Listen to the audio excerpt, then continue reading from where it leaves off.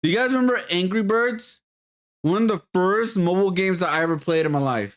Angry Birds. I remember this game was so fun back in the day.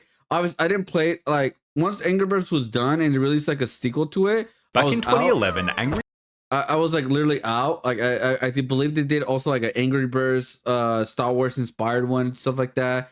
But at the point when Angry Birds 2 came out, I was done with this game. Not because it wasn't good. I just moved on from it.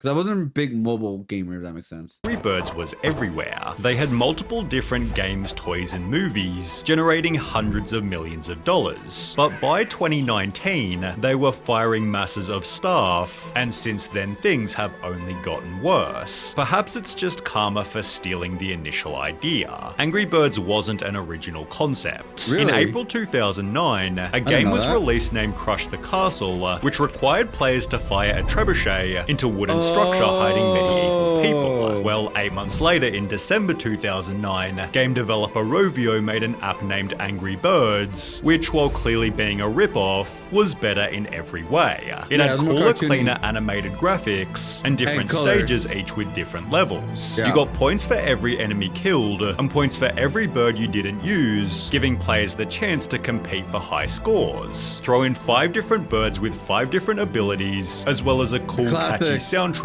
and it's easy to see that Angry Birds was better. They'd developed 51 games prior to Angry Birds, none of which saw even the smallest bit of success. Therefore, when Angry Birds took only 2 months to become the #1 paid app in 60 countries, they understandably took the chance to milk it. They'd make loads of different varieties like Angry Birds Seasons, Angry Birds Space, and Angry Birds Star Wars, helping it become the #1 paid app in Apple's App Store, with 6 to 7 million paid downloads. By the end of Angry Birds' first year, they'd made $10 million US, but players still demanded more. We have so many fans who have asked for the plush toys, so these are going to be available in a couple of weeks, and we're really trying to build Angry Birds into this entertainment franchise. It took only 4 months before that announced 60,000 Angry Birds soft toys have been sold, as the game itself became the best-selling paid app of all time. Within Angry Birds itself,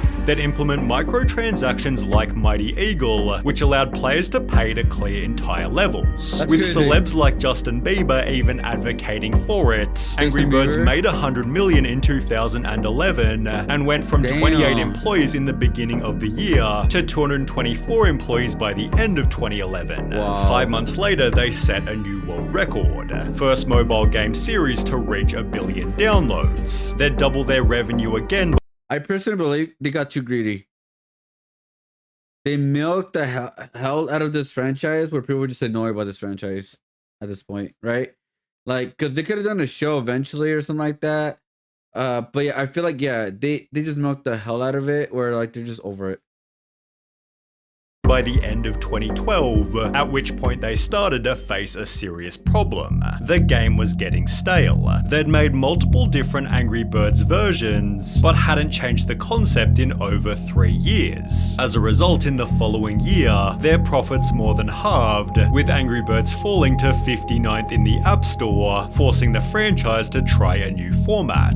They'd release Angry Birds Go at the end of 2013, and while this was somewhat of a Mario Kart ripoff, people absolutely loved it. So, I mean, it's fun. It is good fun. It looks good. It plays well. Professional reviewers gave it 7.7, while people on Reddit called it their favorite Angry Birds game, and perfection at its finest. Rovio therefore continued to experiment, releasing an RPG game named Angry Birds Epic, which again received incredible reviews, reading, "The latest Angry Birds title is a welcome addition to a franchise, which hasn't seen much change since its inception back in 2009. Similarly, users said it might be the best RPG title I've ever played." And honestly, a pretty solid time. I think the approach they went with here really worked and paid off. The only problem was, these games didn't sell merch like the original Slingshot format. Therefore, merchandise sales plummeted, while total 2014 revenue dropped, and profits fell 73% to 10 million euros. As a result, media outlets reported, Rovio lays off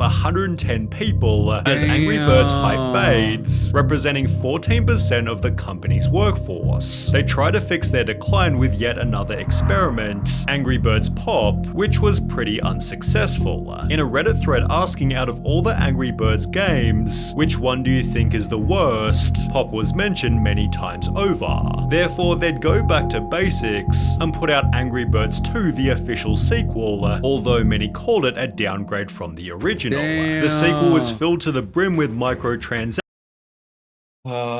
See, that's what I'm saying. Once they go greedy, once they get really, really greedy, that's when the whole company like goes downhill, or anybody goes downhill at that point. Because they literally like, I understand why they're doing this, by the way, but they went too far where it's like there's no point, right? They're not Candy Crush, all right?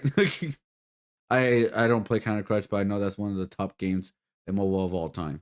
Actions, clearly annoying the fanbase who wrote, "This is a very greedy game that keeps sucking money out of you. If you play well, the game becomes harder and harder until it's impossible, and then you either have to replay each level 10 times, or buy gems. The game is just trying to throw you off balance, and get under your skin so that you pay more." The official IGN review said the game took significant steps backward for the massively popular series. Angry Birds 2 is missing key parts of what made previous games so universally compelling to gamers both hardcore and casual, young and old. Still, due to its intense monetization, Angry Birds 2 became their highest earning game. Surprisingly, however, that very same year, they'd announced losses of almost 15 million and would fire a further third of their workforce, this time being over 200 people. This seemed to imply that Angry Birds was dead until they'd make an unexpected comeback. Turns out they'd spent the previous 3 years privately developing the Angry Birds movie. At a cost of 73 million, they'd made a risky bet, but with a star-studded cast and a fun little story, the Angry Birds movie did surprisingly well. It made over 350 million from its 70 million budget and put Angry Birds back into the public spotlight.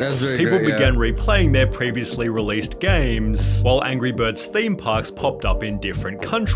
Media outlets reported Rovio Games had its best year ever in 2016. However, the gaming releases that Angry Birds was known for was still declining in quality. In his video, "I played and ranked every Angry Birds game so you don't have to," Jake Miller talks about Angry Birds Action. Angry Birds Action was the start of using the new anthropomorphic designs from the movies in their games, which I think most fans agree was the real beginning of the end for the series. Which happened to be the first game after the movie. Similarly, in the Reddit thread asking about the worst Angry Birds game, one user implied it was most of them after the movie's release. Said games included Angry Birds Fight, aka a Candy Crush ripoff, as well as Angry Birds Match, which was described as extremely bland. However, thankfully for Rovio, their older titles were still extremely popular, with Angry Birds 2's revenue growing 47% in 2018, despite it being over 3 years old.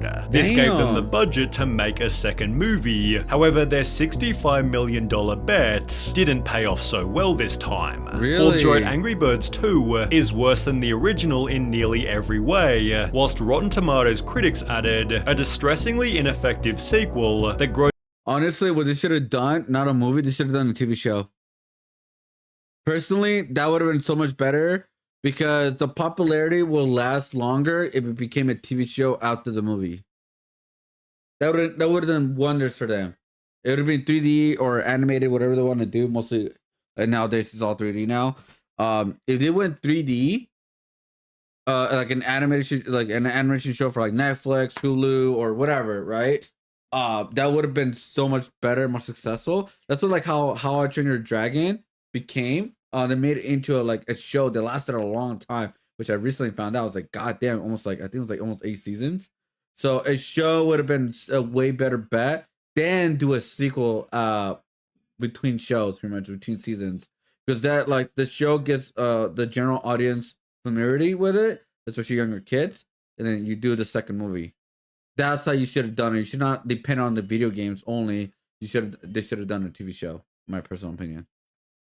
grows less and less interesting and more tiresome as it unfolds. Still, the movie made a profit of $82 million, right as the company was making some weird changes. Despite their older games being low maintenance, Rovio decided to completely stop updating them. Then, without explanation, some of the older beloved titles, including the original Angry Birds, were deleted from the App Store. When people began to talk about what they'd done, people made compilations stating Angry Birds was dead. There were comments like, "Remember when Rovio actually cared?" whilst hashtag #BringBack2012 began to trend on Twitter. Things got so bad that Rovio apologized, stating they only did it as maintaining the highest quality of updates and live operations isn't possible with our older games, in response to the backlash that announced they planned on redeveloping Angry Birds Classic, which was re-released on the App Store in 2022, but at a price of $1.99 with no in-game purchases. They'd changed Classic's name to Red's First Flight, making it harder to find in the App Store, thus prompting players to buy the newer, more profitable games. This successfully fooled some people who struggled to find it on the App Store. However, others knew exactly what Angry Birds was doing. They got rid of the old ones so that you would have no other choice than to play the modern Candy Crush-esque games. They despised the games that made the company and so lost its spirit. Rovio basically confirmed this, openly stating they changed the name due to the game's impact on our wider games portfolio. They further requested that fans continue to bring that passion to our live Angry Birds slingshot games, such as Angry Birds 2, however players weren't too happy. We hope those fans can continue to bring that passion to our other games which have been designed to be more psychologically manipulative and stuffed with more microtransactions. Fixed it for you. The drama was so severe, it seemingly halted any future games, as Angry Birds Classic is still the most recent title, released way back in 2022. In 2023, Rovio was sold to Sega, although this has done little to fix their reputation. One recent tweet expressed, "I very much still love Angry Birds. That said, the current state of it is dog shit. My hope for the franchise is at an all-time low right now. I'll just continue to enjoy what I love about it, but it's sad to see what it's become. Despite everything, Angry Birds isn't finished, as they just announced they're making a third movie, although with the rest of the franchise in decline, its performance..." I mean, I think they could turn it around now that Sega owns it, because now Angry Birds could cross over with a lot of Sega-like characters, especially like Sonic, and they're bringing back a lot of classic Sega games into the mainstream now with their indie games, so they could literally do a lot of crossovers with Sega properties too. So I think Sega may be the right choice, because they could do a lot of good crossovers with Sega for sure.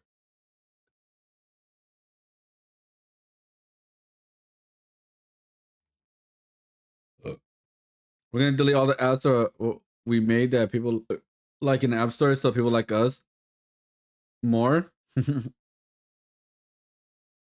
We're after like a name and a bonfire. It started bright, nosy, but turned out ashes eventually. Pretty much. Here's what they're gonna do. Since Sega owns it now, start with the classic, bring back the classic, add little microtransactions, nothing too crazy to start with, and then from there start building the Angry Birds with the Sega properties or something like that. Again, it has to have microtransaction, or else how would it make money? Release the game for free and then start microtransactions in a little way, not predatory way, but nothing too crazy, but at least enough to make money on it. Leadership sucks. They had a franchise that could easily compete with Mario from Nintendo or Sega Sonic, but they're too impatient, too overbearing to expand. Yeah, that was a problem too. They tried to expand way too quickly. Was like 23 people, bro. Like, it's crazy. That's how it started, man. Man, I remember playing Angry Birds when it first came out, dude. Bruh, I remember that so well, dude. What a time, man. What a time.